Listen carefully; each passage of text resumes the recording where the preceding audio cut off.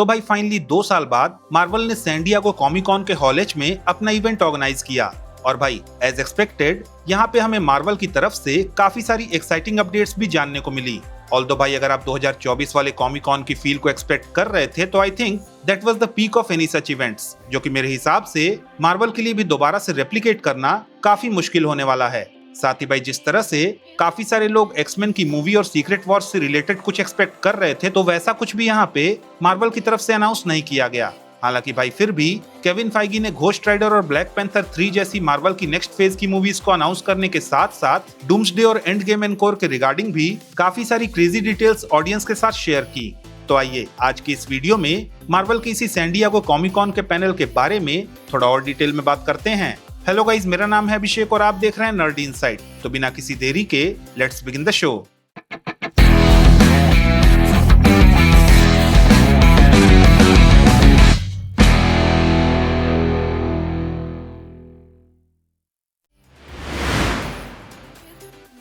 तो भाई San Diego comic cone में मार्वल के इवेंट की शुरुआत होती है केविन फाइगी के स्टेज पे आने के साथ, जहां पे वो मार्वल फैंस को थैंक्स करने के साथ साथ ये अनाउंस करते हैं कि मार्वल अब क्वांटिटी के बजाय क्वालिटी पे फोकस करेगा और इस पैनल का मेन फोकस मेनली मूवीज पे ही होने वाला है। खैर इसके बाद करंट मल्टीवर्स सागा और डॉक्टर डूम के बारे में बात करते हुए केविन फाइगी ये रिवील करते हैं कि डूम्सडे और सीक्रेट वॉर्स की कहानी को समझने के लिए हमें एवेंजर्स एंड गेम का री रिलीज होने वाला वर्जन एंड गेम एनकोर देखना ही होगा, जिसकी स्टार्टिंग और एंड को मिलाकर ऑलमोस्ट हमें 7 मिनट की नई फुटेज देखने को मिलेगी। जिसके बाद ऑडियंस को एंड गेम एनकोर का एक ट्रेलर दिखाया जाता है, जिसकी शुरुआत इन्फिनिटी सागा के इंपॉर्टेंट मोन्टाजेस के साथ होती है, जहाँ पे टोनी स्टार्क के फर्स्ट आर्मर को बिल्ड करने से लेकर फर्स्ट एवेंजर्स मूवी में एवेंजर्स के असेंबल होने वाला सीन दिखाने के साथ साथ थैनोस की स्नैप, स्टीव रॉजर्स का म्योनिर को उठाना और टोनी स्टार्क के सैक्रिफाइस जैसे कई सारे इवेंट्स दिखाए जाते हैं। हालांकि भाई रिपोर्ट्स के अकॉर्डिंग ट्रेलर का मेन फोकस कहीं न कहीं एवेंजर्स का इन्फिनिटी स्टोन्स के लिए किया गया टाइम हाइस्ट और स्टीव रॉजर्स के इन्फिनिटी स्टोन्स को टाइम में पीछे जाकर रिटर्न करने वाले मोमेंट पे ही था। साथ ही भाई इस ट्रेलर में हमें टोनी स्टार्क के उसी फेमस डायलॉग का वॉइस ओवर भी सुनने को मिलता है, जहां उसने एंड गेम में कहा था कि यू मेस विद टाइम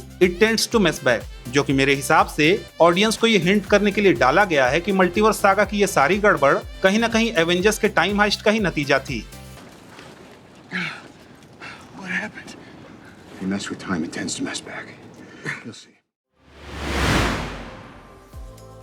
खैर सैन डिएगो कॉमिक कॉन में मार्वल की अगली अनाउंसमेंट थी घोस्ट राइडर की मूवी की, जहां पे फाइनली केविन फाइगी ने घोस्ट राइडर के रोल के लिए रियान गॉसलिंग को कंफर्म करते हुए एक तरह से मार्वल फैंस की उस फैन कास्टिंग को कंफर्म कर दिया जो मार्वल फैंस काफी टाइम से ऑनलाइन डिस्कस कर रहे थे। खैर इसके साथ ही उन्होंने ये भी रिवील किया कि इस फिल्म को शॉन लेवाई डायरेक्ट करेंगे, जिन्होंने ऑलरेडी एमसीयू में डेडपूल एंड वुल्वरीन को डायरेक्ट किया हुआ है। हालांकि भाई स्टिल यहाँ पे केविन फाइगी या फिर रियान गॉसलिंग ने ये कंफर्म नहीं किया कि ये घोस्ट राइडर जॉनी ब्लेज के वर्जन वाला होगा या फिर डेनी केच या फिर रॉबी रेस का वो वाला वर्जन जो हमने मार्वल के द शील्ड शो में देखा था। खैर जाते जाते शॉन लेवाई ने ये भी कंफर्म किया कि ये फिल्म कहीं ना कहीं 2028 में रिलीज होगी।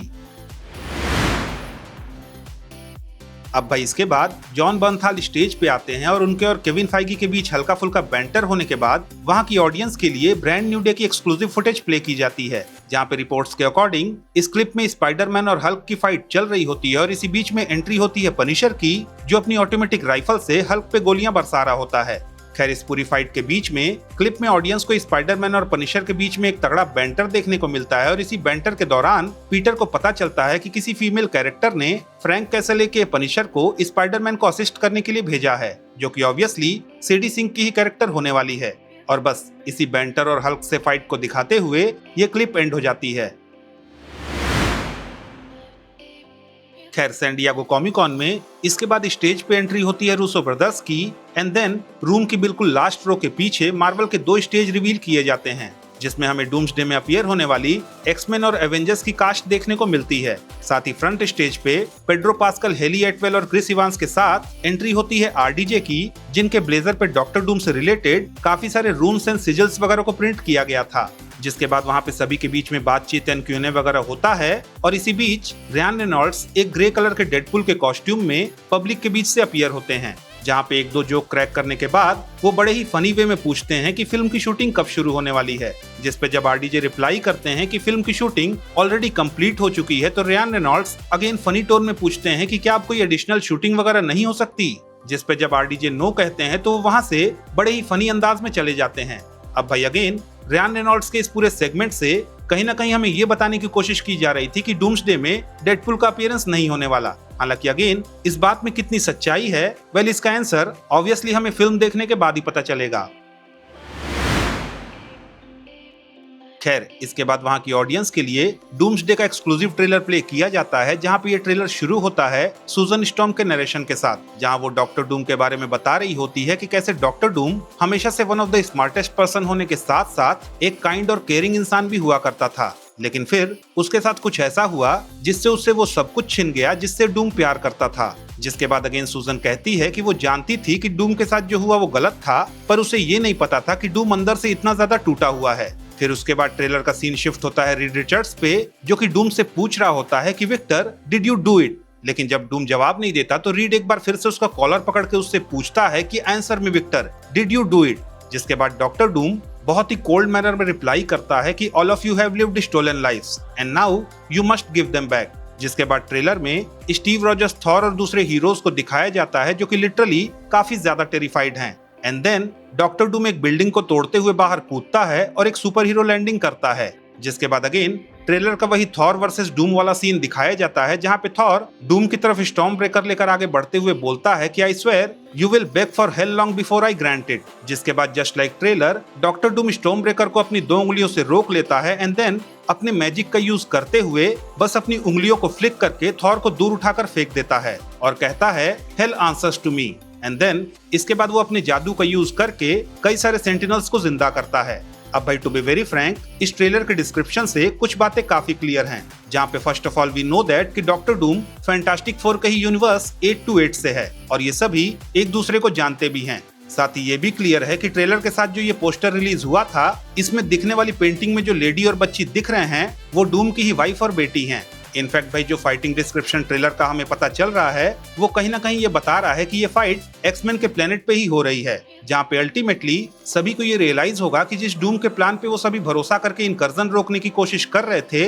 वो डूम ही एक्चुअली इनकर्जन के पीछे का मेन रीजन है।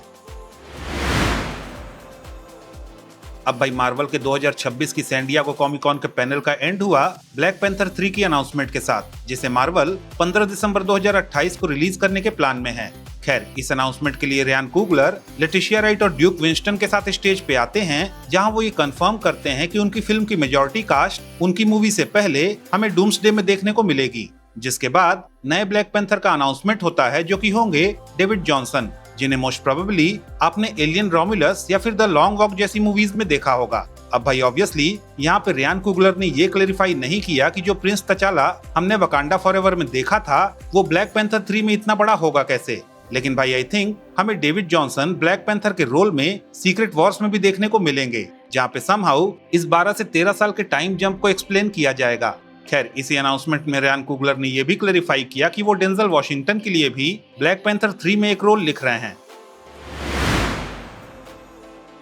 अब भाई ऑब्वियसली जिस एक्समैन की कास्ट की अनाउंसमेंट का वेट हम सभी कर रहे थे वो सैन डिएगो कॉमिक कॉन में तो नहीं हुआ, जो कि मोस्ट प्रोबेबली शायद इसीलिए था जिससे कि ऑडियंस को ब्रांड न्यू डे में सीडी सिंक के कैरेक्टर के रिगार्डिंग कोई भी स्पॉयलर्स न मिले। हालांकि again I am pretty much sure कि अगस्त में होने वाले डिज्नी के D23 में हमें ये एक्समैन की कास्ट की अनाउंसमेंट देखने को मिल जाएगी। तो भाई दैट्स इट, आज के इस वीडियो में इतना ही। अगर आपको ये वीडियो पसंद आए तो प्लीज इस वीडियो को लाइक कीजिए, शेयर कीजिए और हाँ, अगर आपके कुछ सजेशंस हैं तो please don't forget to comment और जाते जाते प्लीज इस चैनल को सब्सक्राइब करना भी ना भूलें। तो मिलता हूं मैं आपसे अगली वीडियो में, तब तक के लिए have fun and enjoy the day.